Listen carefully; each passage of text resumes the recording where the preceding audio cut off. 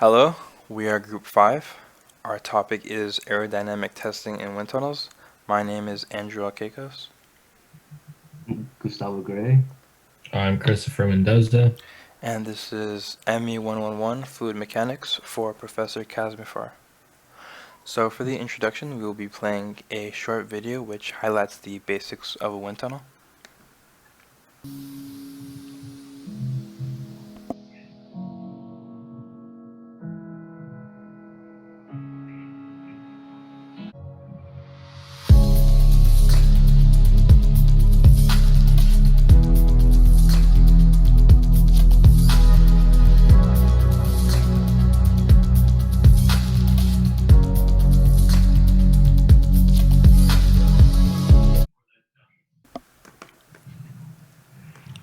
So from the video shown in the introduction, we can get a glimpse of what a wind tunnel looks like in the real engineering world. We can also examine, in the video, streamlines as seen from class that glide on the surface of the automobile.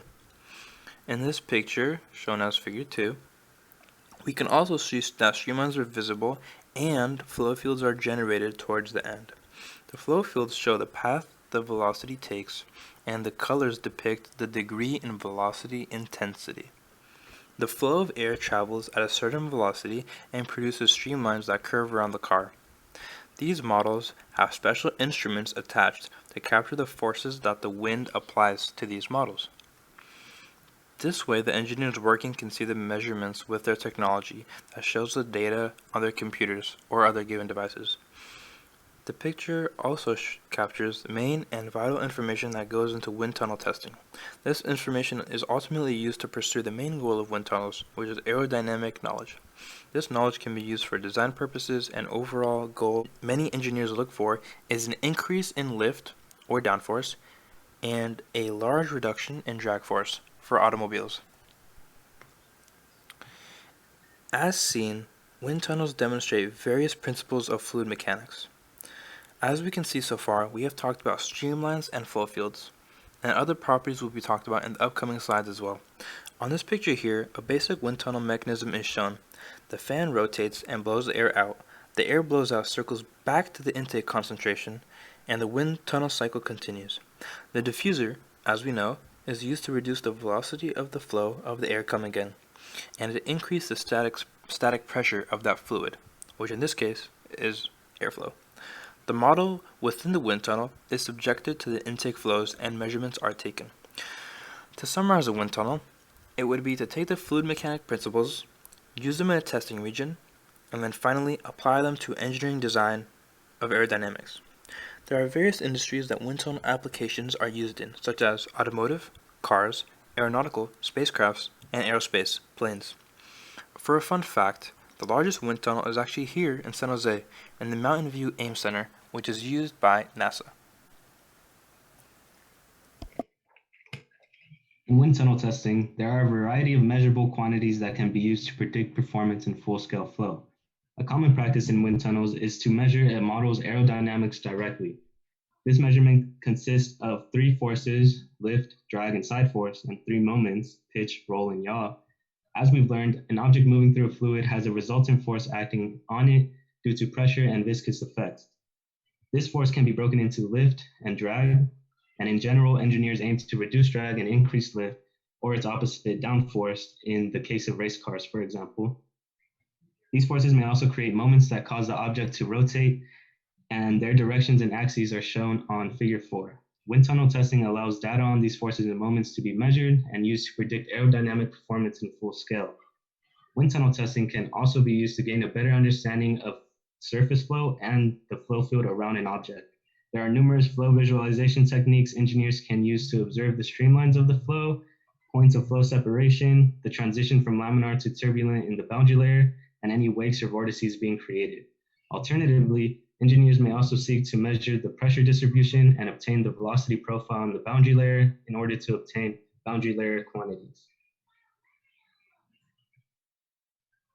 So we have talked about all the different quantities that are important in wind tunnel testing. Now we will discuss how these measurements are taken. Firstly, aerodynamic forces and moments are measured using a force balance. Force balances have various configurations. but for the sake of time, we will only be discussing a simplified version of an external 6-component balance as seen on figure 5. The model is connected to electronic wire strain gauges at several points. These gauges are capable of measuring and recording small deflections caused by aerodynamic load. For example, the sum of A, B, and C would equal the lift force. To measure the static pressure on the surface of a model, pressure taps can be used, which are small holes that are normal to the local flow direction. This allows them to capture the static pressure. Total pressure can also be measured with an instrument known as a pressure rake, which is basically several staggered pitot tubes placed on the surface. This gives a reading of total pressure variation in the boundary layer, enabling engineers to determine boundary layer thickness and also locate where transitions in the boundary layer occur. The use of these measurements is considered a form of data-driven flow visualization since they give engineers a better understanding of the flow behavior. Lastly, engineers can employ numerous techniques to better visualize the flow on or around an object. Tufts, composed of light flexible material, are glued and taped to the surface of a model and are used to visualize the local surface flow. This can be indicative of any separation zone, stagnation points, or boundary layer transitions. Likewise, testing a model by applying oil on it serves a similar purpose. The viscous oil will be displaced as the flow in the tunnel applies the shear stress. If we're looking at figure 5, we can see how the oil in the left wing indicates a flow separation.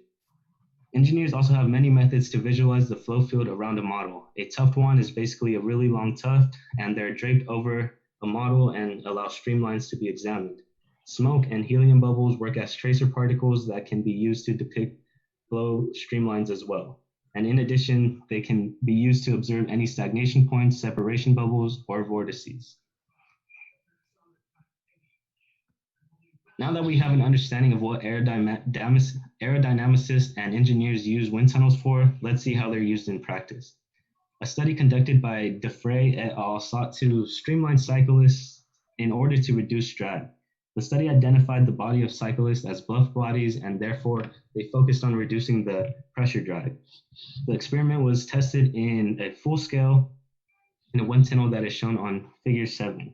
3 different riding positions were tested, as shown on figure 8, in order from decreasing frontal area from A to C. Drag force and surface pressure measurements were taken. Drag force being measured by a force transducer, which is similar to a strain gauge. Drag force was then used to compute drag area, which is just area multiplied by the drag coefficient.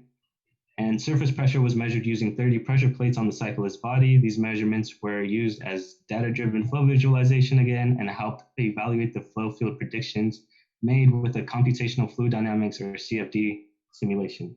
The study found that from position A to C, drag area reduced from 0.93 to 0.34. The study was also able to validate the CFD simulation, which had an 11% error.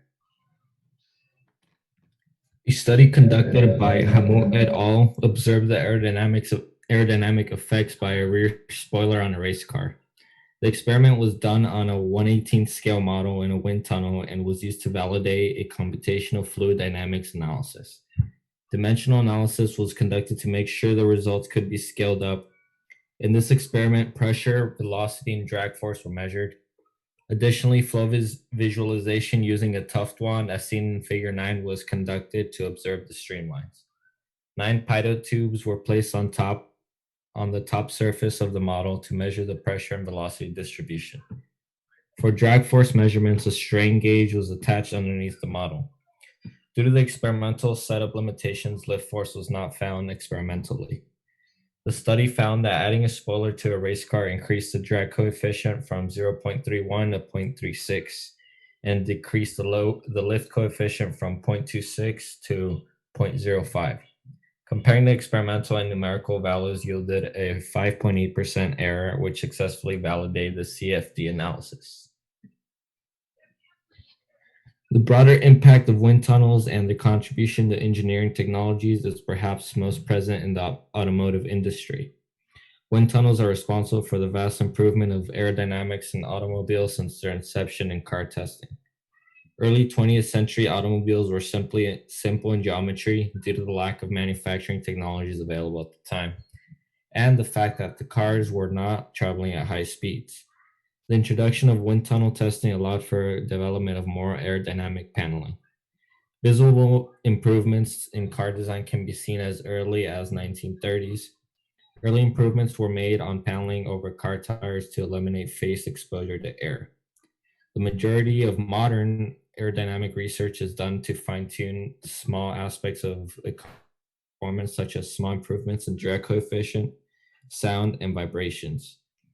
This combined with modern materials allow manufacturers to create the lightest and most efficient automobiles. With the increasing rate of car purchases and the amount of drivers in the world, efficiency in every design aspect is crucial towards decreasing emissions and preserving resources.